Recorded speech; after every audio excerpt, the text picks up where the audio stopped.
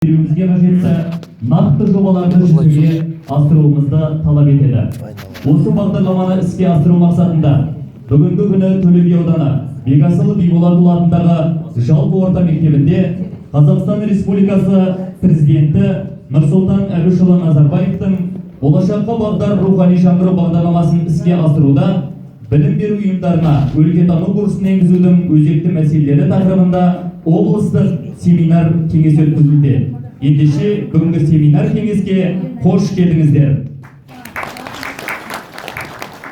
Бүгінгі семинар кеңесіміздің мақсаты рухани жаңғыру бағдарламасы аясында білім беру ұйымдарына өлкетану курсын енгізудің өзекті мәселелерін және Қазақстан Республикасының президенті Нұрсұлтан Әбішұлы Назарбаевтың 2018 жылғы 10 қаңтардағы 4-ші өнеркәсіп революция жағдайындағы дамудың жаңа мүмкіндіктері атты Қазақстан халқына жолдауын кеңінен насихаттау. Облыстық семинар кеңеске келген қонақтармен таныстыруға рұқсат етіңіздер. Оңтүстік Қазақстан облысы білім басқармасы басшысының орынбасары Ардақ Мәдіханқызы Садықова, аудан әкімі Парманов Бұқарбай Рысқұлұлы, қоғам қайраткері генерал Ержан Бекбауұлы Исақұлов, Оңтүстік Қазақстан облысы әкімінің кеңесшісі баспасөз қызметінің жетекшісі Бейсенбай Дәулетұлы Тәжібаев, Оңтүстік Қазақстан газетінің тілшісі Ақжігіт Өмірзақ, Шымкент қаласы нөмірі 41-ші Макаренко атындағы мектеп лицейінің тарих пәні мұғалімі Өмір Шыныбекұлы, Оңтүстік Қазақстан облысы әдістемелік кабинетінің бөлім басшысы Айгүл Нәбижанқызы Панова, Оңтүстік Қазақстан облысы әдістемелік кабинет әдіскері Марат Сөмбеков, Өрлеу Оңтүстік Қазақстан облысы педагог кадрлардың біліктілігін арттыру институтының аға оқытушысы Бақытгүл Мәтекова, аудандық қалалық білім бөлімінің әдіскерлері, өлкетану оқулығының авторы және бұқаралық ақпарат құралдары қатысып отыр. Ендеше келесі алғашқы сөз кезегі Оңтүстік Қазақстан облысы білім басқармасы басшысының орынбасары Садықова Ардақ Мәдіханқызына беріледі.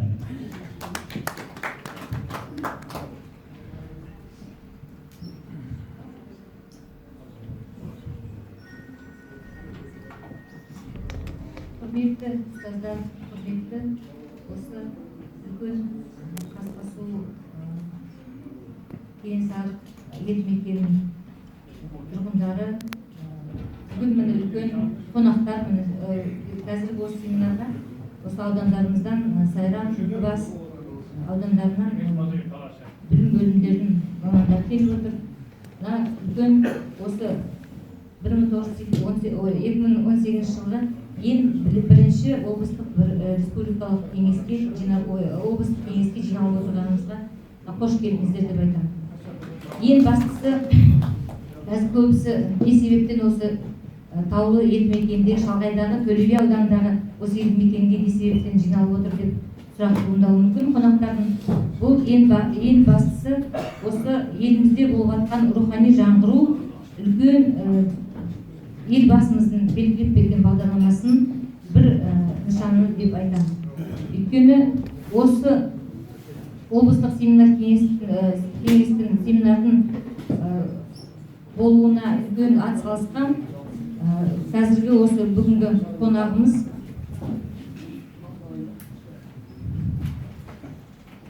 генерал-майор Ержан Бекбауұлы Исақұловты айтам. Өйткені өлке тану, өз өлкемізді тану, осы өзіміздің азаматтарды біліп, сол кісілер осы өлкеге атсалысып жатқан азаматтарды тану деп білемін. Бұл ең басты мақсатымыз өсіп келе жатқан ұрпақты тәрбиелеудің ең үлкен бір маңызды бағыты. Сол енді біз осы өзіміздің облыстық семинарды бастамай тұра, мен өзім негізінде қазір үлкен бір доклад жасауым керек еді.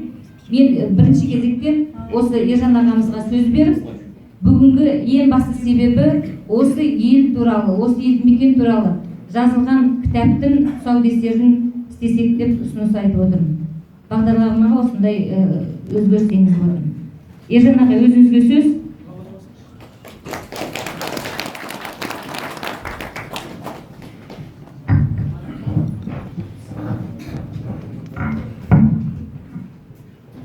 осы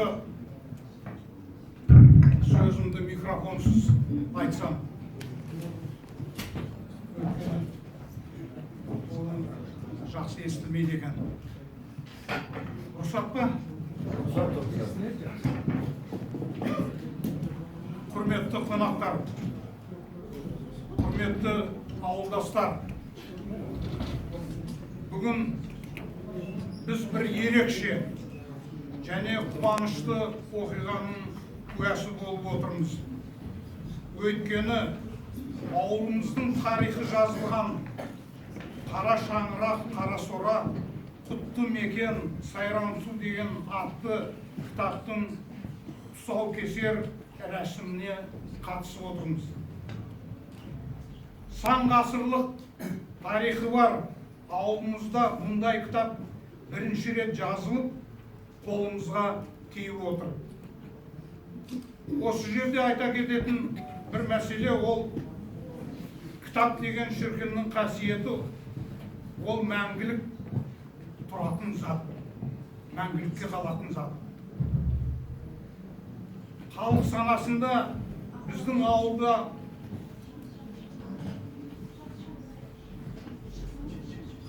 жақын жерден орналасқан Сайрам-су өңірі қасиетті және киелі жер деп есептеледі. Өйткені біздің ауылдың шекарасы Тянь-Шань тауындағы керемет сұлу табиғаты мен сан алуан жануарлар мен өсімдіктері бар Ақсу-Жабағалы қорығына және ұлттық парктың территориясына шекаралас. Сайрам-су, Қасқа-су, Қара-сора атты өзендердің бір точкада тоғысқан тұсында Есім ханның ордасы болған Төрткүлтөбе ауылымыздың шетінде қасиетті Мұңшейіт жатқан жерде орналасқан.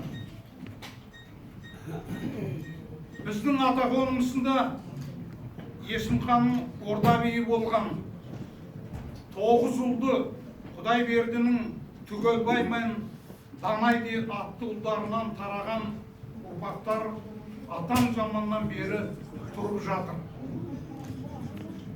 300-дің төбе биі болған Төле би осы Түгелбай мен Данайдың туған інісі Әлібектің баласы екендерін бәріңіз білесіздер. Бұхара мен Дамаскіда білім алып, Жұлдызнама атты еңбек жазып, артында өшпес із қалдырған Төле би дастаны мен еңсеген бойлы ер есімді жазған халық ақыны Қазанғап Байболұлының өкіл әкесі және ұстазы кезінде Сахара ғұламасы атанған Бекасыл әулие Түгелбайға шөбере, ал Төле биге немере іні болып келеді. Құдайберді би оның атақты ұлдары мен кейінгі ұрпақтары ел мен жер үшін болған соғыстар мен шайқастарда ат үстінен түспегені туралы деректер тарихи құжаттардан бәрімізге белгілі. Есім ханның әскерін бастаған Құдайберді Қалмақ пен Ташкент ханы Тұрсын ханға қарсы соғысқа осы жерден аттанғаны бізге де белгілі. Ұлы Отан соғысына біздің ауылдан 188 боздақ қатысса, оның 19-ы ұрыс даласында шейіт болған екен. Қазіргі заманда Түгелбай Данайдың ұрпақтары тамырларын кең жайып, байтақ Қазақстанымыздың барлық жерлерінде дерлік өсіп өніп жатыр. Олардың көпшілігі ең Жамбыл қаласының айналасында тұрады.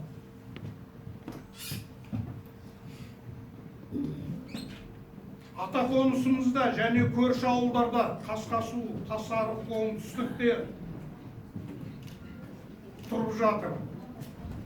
Олар ешкімге алақандарын жаймай, жеке меншігінде мал, құс ұстап, егін салып, бау-бақша егіп, сауда жасап, жаңа заманда бейімделу үстінде. Олардың ішінде еліміз бен әлемге танымалы бауырларымыз баршылық. Атап айтсам, олар Бұлқары қолғаптың қас шебері Серік Қонақбаев, Совет дәуіріндегі Тоқболат Тоғысбаев бастаған бүкіл одақтық суретшілер одағына мүше болған 18 қылқалам шеберлері, Сальвадор Дали мен Пабло Пикассоның деңгейіне көтерілген бауырларымыз Ерболат Төлепбай мен Бексейіт Түркиевтер бар. Мемлекет және қоғам қайраткерлері, Қазақ СССР-ның өкіметінің төрағасының бірінші орынбасары, жоспарлау комитетінің төрағасы, оңтүстік Қазақстан облысының әкімі болған Халық Абдуллаев пен Шымкент қаласы мен Жамбыл облысының әкімі болған құрылыс министрінің басқарған Амалбек Тышанов осы ауылдың азаматтары.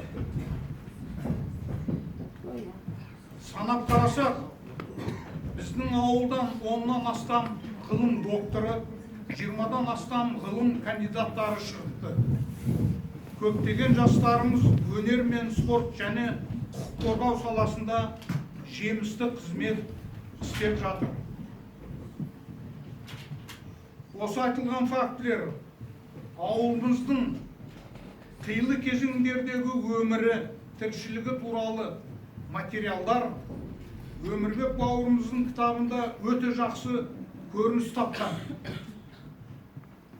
Кітап Бекасыл әулиенің тарих адаспау үшін қажет деген қанатты сөзімен басталып, кітаптың авторы Өмірбек Шыныбекұлының жүрек жарды туған жерге деген шумақтарымен аяқталады.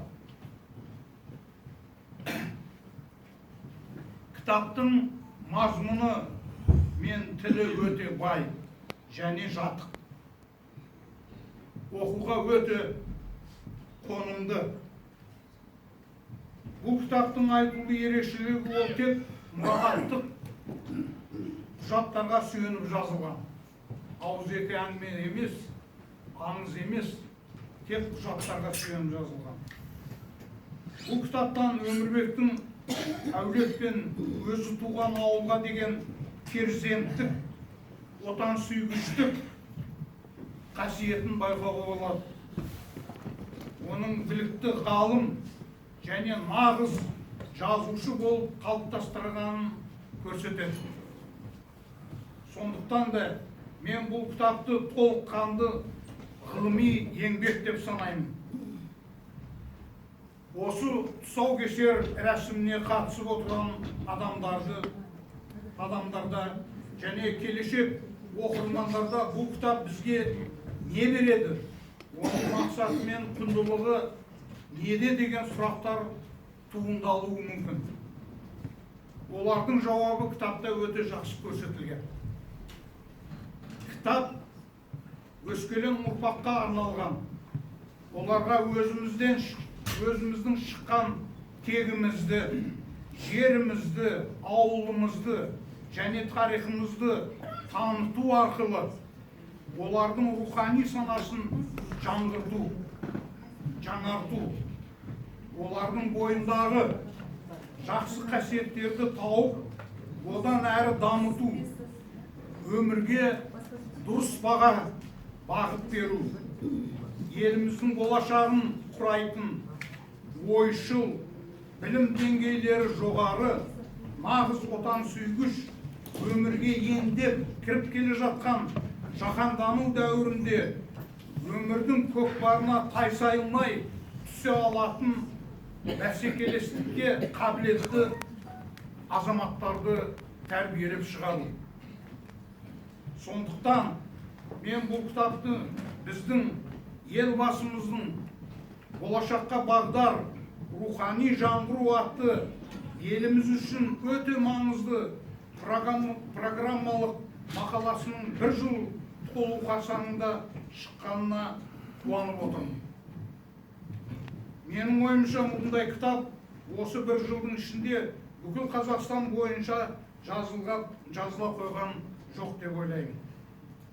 Сондықтан болар Оңтүстік Қазақстан облысының білім басқармасы осы еңбекті бағалап, ескеріп, облыстың барлық аудандарынан білім бөлімдерінің мамандарын осы ауылға жинап, әдістемелік семинар өткізгелі отырған. Сондықтан мен ауылдастарымның атынан облыс басшыларына, аудан басшыларына және облыс білім басқармасының жетекшілеріне, қарындасымыз Ардақ Мәдиханқызына ауылдастарымның атынан алғысымды білдіремін.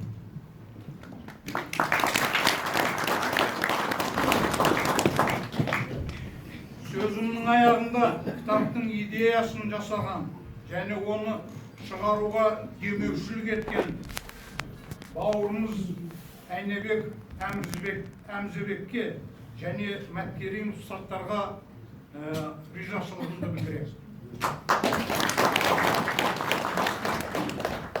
Атақонымыз мәңгілік болсын, оның қадір қасиеті арта берсін деп Алладан тілеймін. Көңіл бөліп тыңдағандарыңызға үлкен рахмет.